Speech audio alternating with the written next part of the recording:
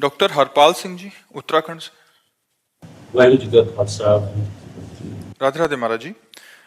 महाराज जी, मैं एक होम्योपैथिक चिकित्सक हूँ और पिछले 2 वर्षों से एकांतिक वार्तालाप नियमित सुनने का अभ्यास बनाया है। महाराज जी, क्या नाम जप की शक्ति से आनुवंशिक व जन्म से पीड़ित गंभीर रोगों जो कि एक पीढ़ी से दूसरी पीढ़ी में जाते हैं उनके प्रभाव को रोका या कम किया जा सकता है?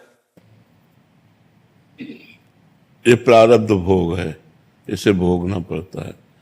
नहीं तो इस शरीर को भी वंशानुगत रोग है, जो पॉलिसिस्ट किडनी वो रोग है, उसी रोग से प्रभावित होकर के डायलिसिस और क्या क्या सब हो रहा है।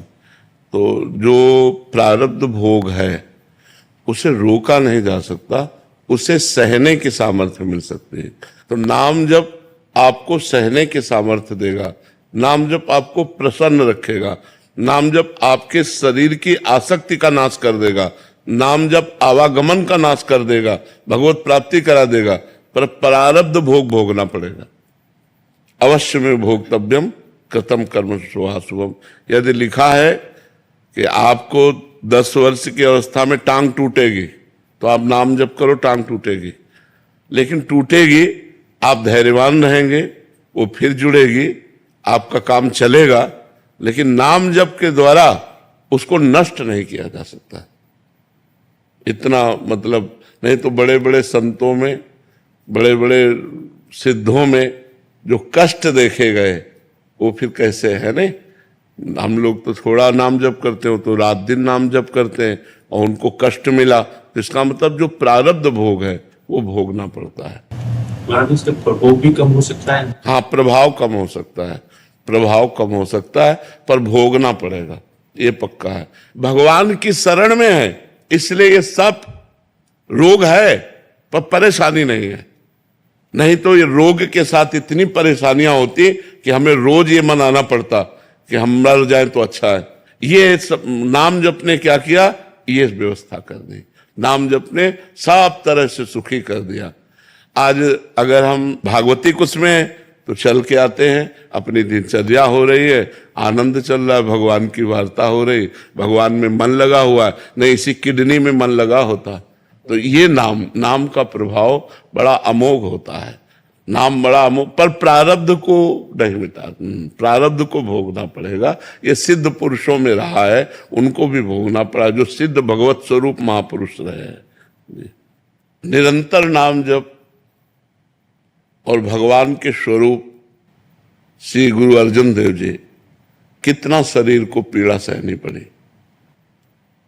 तप्त तवे पर, तपते हुए लोहे के तवे पर बैठाल कर उनको जलती हुई तपती हुई बालू डाली गई, फफूला ही पूरे शरीर में, भयानक पीड़ा, लेकिन उस समय भी कहते हैं तेरा किया मीठा लागे। ये बल देता है नाम। हम सोच कर कांप जाएं, जो महापुरुषों को कष्ट दिया गया, हम सोच करके कांप जाएं। हमारे धर्म के लिए अपने प्राणों को हंसते हंसते त्याग दिया, लेकिन कभी आह नहीं कहा, कभी शिकायत नहीं की। ऊपर से क्या बोल रहे, तेरा किया मीठा लागे, मतलब गजब गजब हो गया, गजब हो गया। ये है नाम, तेरा किया मीठा लागे, वाहेगुरु तेरा किया मीठा लागे। तो ये नाम जो होता है ये आनंद देता है, ये बल देता है। बकाया बाहरी जो प्रकोप होना है, देखो बड़े बड़े महापुरुषों ने प्राण तक न्यौछावर कर दीजिए, नहीं, तेग बहादुर सिंह बलिदान कर दिया, लेकिन अपने नाम का प्रयोग करके दुष्टों का नाश नहीं किया। वो चाहते तो दुष्टों का नाश कर देते, लेकिन उन्होंने अपने शरीर को पूरा कर दिया, बलिदान कर दिया, धर्म के प्रति अपने को न्यौछावर कर दिया, लेकिन अपनी शक्ति का प्रयोग नहीं किया, अपने नाम का प्रयोग नहीं किया। दुष्टों ने, अब अपने लोगों को कितना सताया जाएगा, इन महापुरुषों को कितना सताया गया। और समर्थ महापुरुष थे, स्वयं भगवान के स्वरूप में, वाहेगुरु स्वरूप है, स्वयं परमात्मा स्वरूप है। कितना कष्ट सहा इन महापुरुषों ने, हम लोग कांप जाते हैं सोच के कि क्या क्या उनके कष्ट दिए गए शरीर में, लेकिन बस वाहेगुरु वाहेगुरु वाहेगुरु, दूसरा शब्द नहीं निकला, वाहेगुरु वाहेगुरु तेरा किया मीठा लागे। तो ये नाम महान सामर्थ्य प्रदान करता है। जी।